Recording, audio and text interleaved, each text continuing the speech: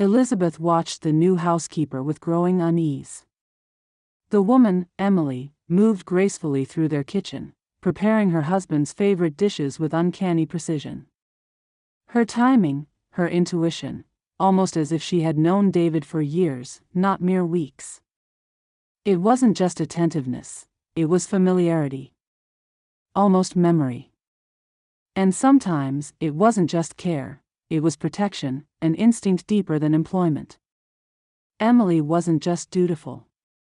She watched David the way someone might watch something precious long lost, fragile, beloved, impossible to believe real again.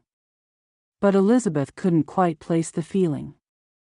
It gnawed at her like a faint but unrelenting ache as she watched her husband smile faintly at something Emily said over tea. It had all started at a small, cozy cookie shop near their home called Brother Cookie. The store was warm, fragrant with butter and sugar, walls lined with neat rows of hand-tied packages and handwritten notes about the day's specials. There was something humble about the place, as though it had been made with both love and loneliness in equal measure. Elizabeth had brought her young daughter, Emma, one rainy afternoon to choose a treat. Emma, delicate and bright-eyed, was particular about sweets. Elizabeth thought a cheerful visit might lift their moods after an exhausting week of hospital shifts and missed family dinners. As they were selecting cookies by the bright window, Emma suddenly crumpled, her tiny frame folding like paper to the floor. "Emma! Emma!" Elizabeth's voice cracked as she gathered her daughter's limp form, panic clawing up her throat. The store owner, Emily, rushed over, her apron dusted with flour, dropping a tray of freshly baked cookies without a second thought. "Call an ambulance," Elizabeth cried. "I'm on it." Emily already had her phone to her ear, giving brisk, clear instructions to the dispatcher. Her hand, warm and steady, pressed against Elizabeth's trembling shoulder. "You're not alone. Help is coming." In that moment of chaos, Emily was calm, solid. Her other hand gently smoothed Emma's hair away from her forehead. As they waited, Elizabeth's thoughts spiraled. Her blood, she has a rare blood type. What if they don't have it? Emily didn't hesitate. What type? AB negative. Emily's eyes flickered with something, a spark of something almost fierce. "I'm AB negative. I'll ride with you." The sirens arrived, painting streaks of red and blue across the rain-wet street as they loaded Emma into the ambulance. After Emma stabilized, Emily came to the hospital more times than necessary. She didn't just bring cookies, she brought silly paper crowns she'd folded herself, bright origami flowers, and tiny toy animals wrapped carefully in brown paper. Emma adored her within days, giggling and showing off her "cookie lady" to the nurses. Elizabeth, exhausted and weary, found herself feeling a reluctant, hollow kind of gratitude. Emily didn't ask for anything in return.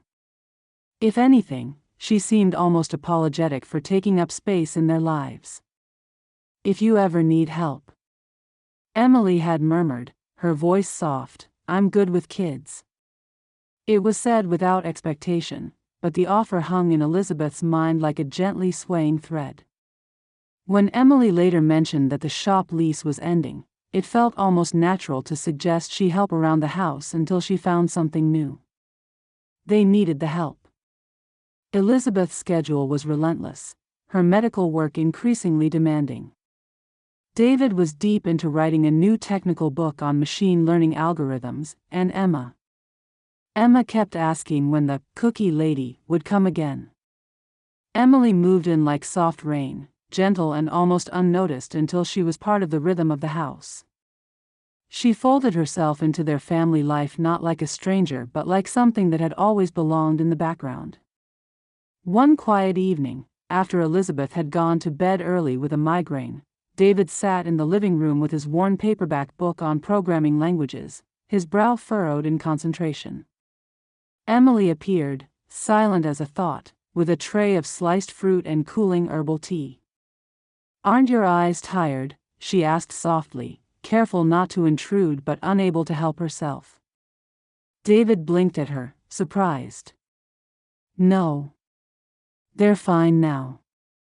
"Now?" she pressed, the word heavy with hidden meaning. David shrugged. "I was almost blind as a kid. Congenital cataracts. Got surgery when I was around 10. A missionary helped pay for it. Before that, it was all Braille and audiobooks." Emily's breath hitched. It was so brief he might have missed it, but her knuckles whitened on the tray. "You read Braille?" she murmured. "Bits of it. Don't remember much."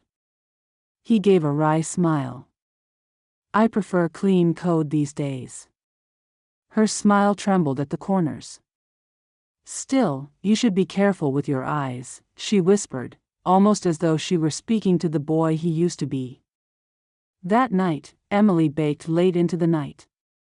Chocolate. Cinnamon. The house smelled like memory, like rainy afternoons and soft promises long broken.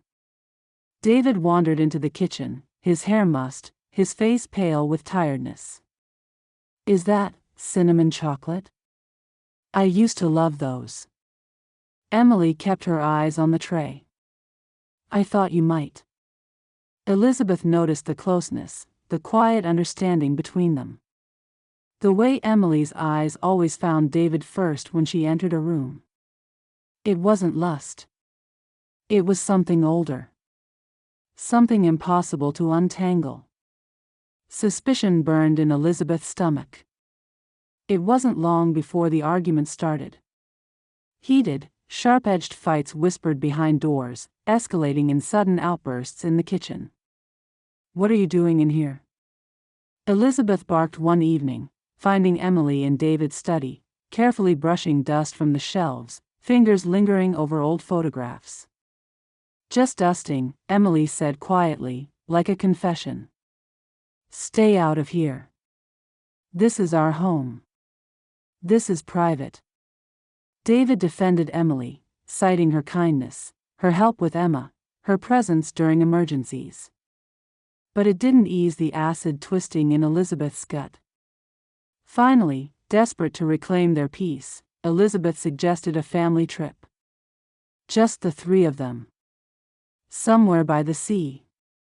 Fresh air, new scenery, distance from whatever storm Emily had stirred up in their household. Emma pouted for days, missing Emily, asking for her cookies by name. Elizabeth tried to ignore the sting of it.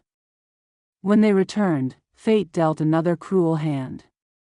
One of Elizabeth's home-cooked meals turned sour, contaminated perhaps by bad seafood. David fell violently ill with gastroenteritis. The fever hit hard. Hallucinations, vomiting, weakness. Emergency room. 4 fluids. And then, Emily was there again. Like a ghost they couldn't escape, appearing with oral rehydration salts, homemade broth, spitting accusations through tears. How could you let this happen to him? Elizabeth, brittle with exhaustion, snapped. She shoved Emily. The contents of Emily's handbag scattered across the polished floor like thrown dice. Among the loose tissues, lipstick, and keys, a single, worn photograph slid out. Curled at the edges. Faded by time. A young boy. His left eye slightly clouded. His smile crooked but radiant. Holding a misshapen cookie in one hand. David. What the hell is this? Elizabeth hissed. David sat upright, pale but wide-eyed, the nausea seemingly forgotten. Where did you get that? Emily crumpled to her knees, already crying. Please. Please don't fight. I need to tell you everything. The words came like a broken dam. I was your sister. Your big sister. I took care of you when Mom left. I took Daniel, you, to find her. I gave you that cookie and told you to wait because I thought I could find help. But when I came back, you were gone. Blind, alone, terrified. I searched shelters. I stayed by the parks, by every alley, every shop near the shelters. I opened Brother Cookie because I thought maybe you'd remember the cookies and come back. Her voice cracked into helpless sobs. I failed you, Daniel. David stared at her like a man looking at a ghost of himself. You called me Daniel.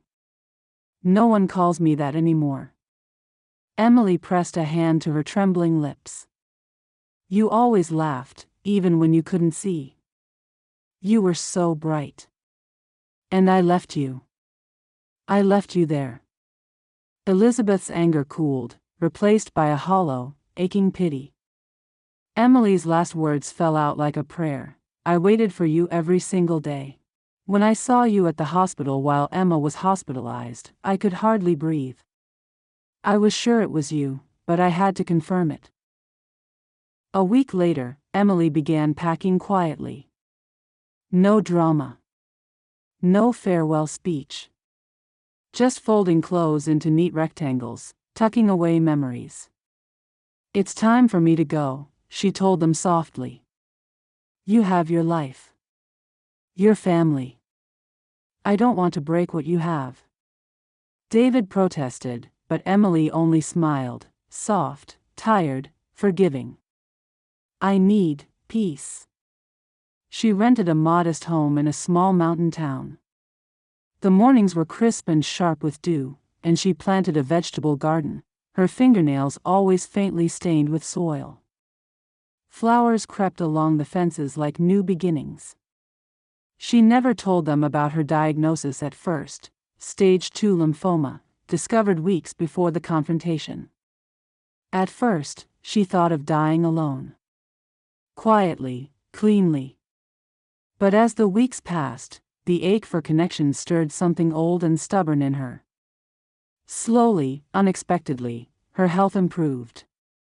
The mountain air. The garden's steady rhythm.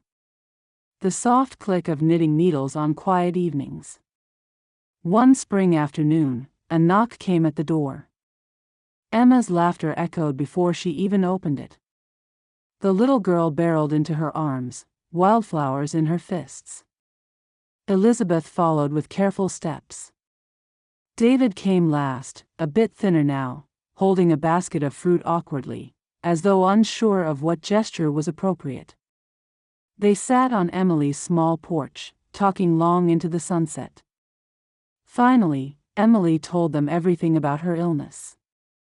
I was afraid to tell you, she said. Afraid you'd think I wanted pity. I don't want that. No pity came. Only apologies. Only tears. And somewhere in that long conversation, forgiveness, slow, imperfect, but real. A year later, Brother Cookie reopened, not in the city, but in that mountain village. Organic, handmade cookies, many using herbs from her own garden. The sign over the door read, Brother Cookie, for family, for memory, for love. Travelers stopped by, drawn by more than just sweets. By the warmth of a woman who had once baked cookies as a way of holding on, but now baked them as a way of letting go. Sometimes, on soft, golden afternoons, Emily sat on her porch, a warm cookie resting in her palm, smiling at the wide sky. My little brother, she would whisper, I found you after all.